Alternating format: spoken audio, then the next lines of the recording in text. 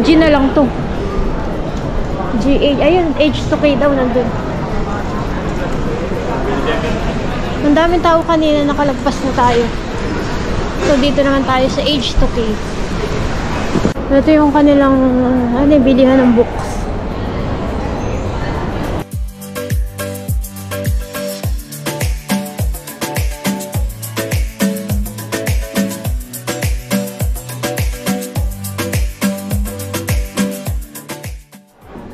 Ayan, ito yung food court na open sa lahat. Hindi lang sa mga pasahero, kahit sa mga naghatid.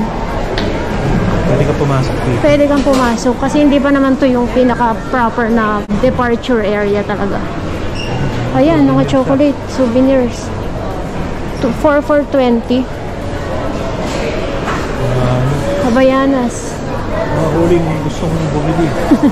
Pang swimming. Ito, Soul Origin. May kape dyan. Gusto mo kape? Hindi. Samsonite. Ayan, dito na yung departure area.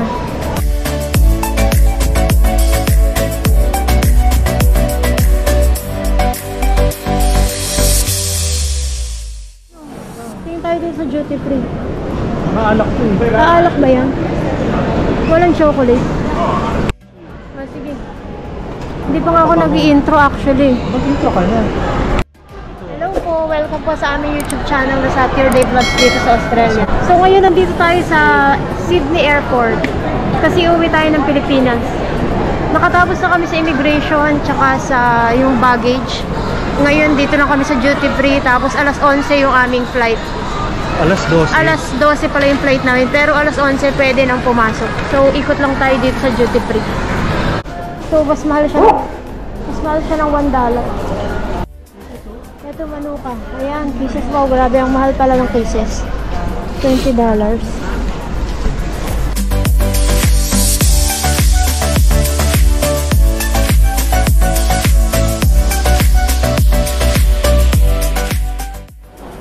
May LV, may Tiffany.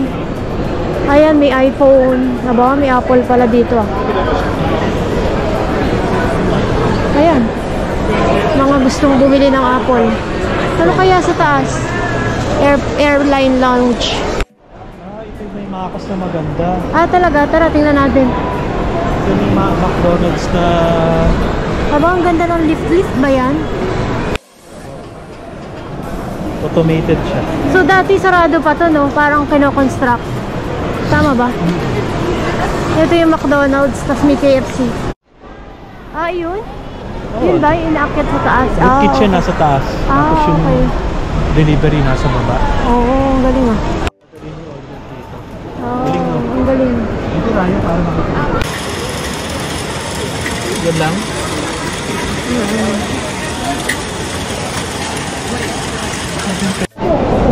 T-shirt to, buy 3 get 1 free.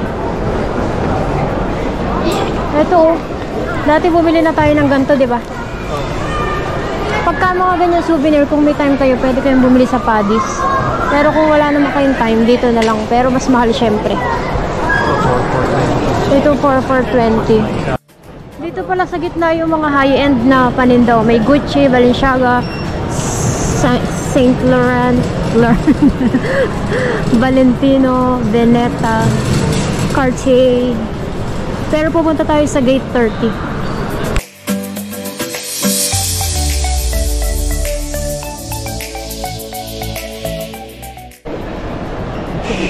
200, 199 kung gusto nyo ng mga ganyan pabango. Gumagalaw. Ay, oo nga, no, gumagalaw. Tara, video natin yan. Sa Gentle Monster.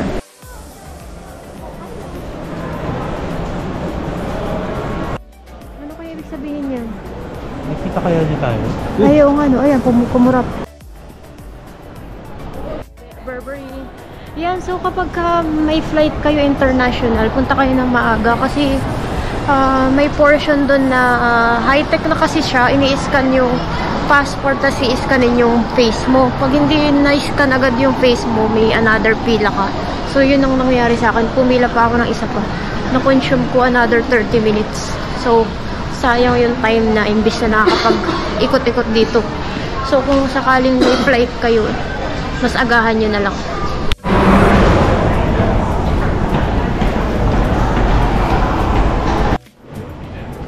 May isa pa palang McDonald's dito sa may papuntang gate 60. Ganda naman ang shop na to, oh. A little something. Diba? Ang ganda. Ang daming shop pala dito. Akala natin dati maunti, no? Dami pala. Meron Lilong. Meron ding shops dito. Kumbaga naka-distribute yung mga shops. Aba, may JB Hi-Fi pa dun.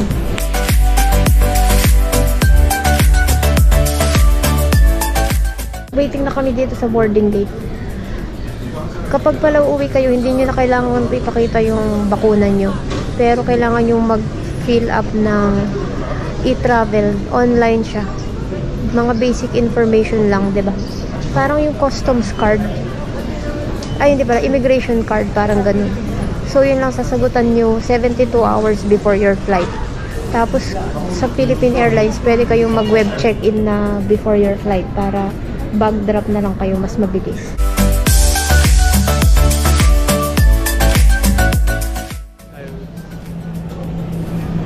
Ayan, lakad-lakad pa muna tayo kasi delay yata yung flight. Kararating lang ng aeroplano.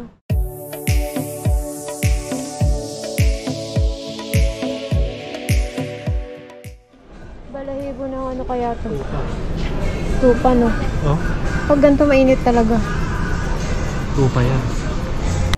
Yan. Cowhide rug. Baka to. Gusto ko yung isa. Shit.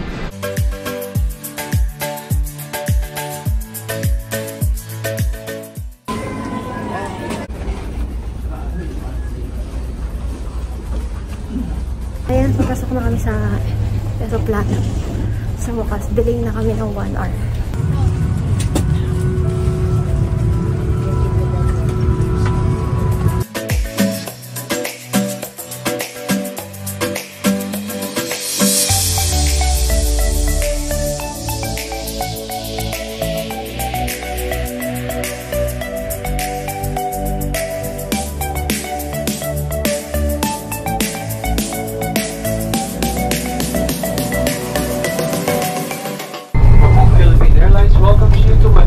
Ayan, nandito na kami sa Naiya.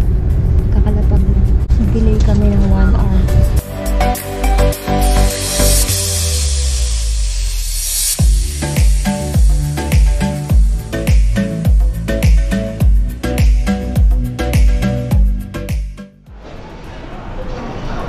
Ayan, dito tayo sa 1, 2, 3. Hindi na pala to ABCD na dati, di ba ABCD?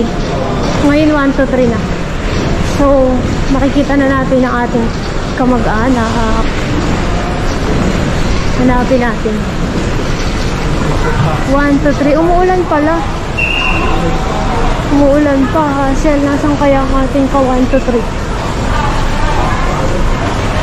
Ayun. Ayun, nandoon. Kumaway na. 11:30 PM na ng gabi kami nakauwi sa tagal ng biyahe at traffic. Makakapagpasko din ulit kami dito sa Pilipinas after 3 years dahil sa COVID. Kaya ingat kayo dyan kung saan man kayo at maraming salamat sa suporta nyo at panonood sa aming mga videos. Maligayang Pasko po sa inyong lahat. Hanggang sa muli!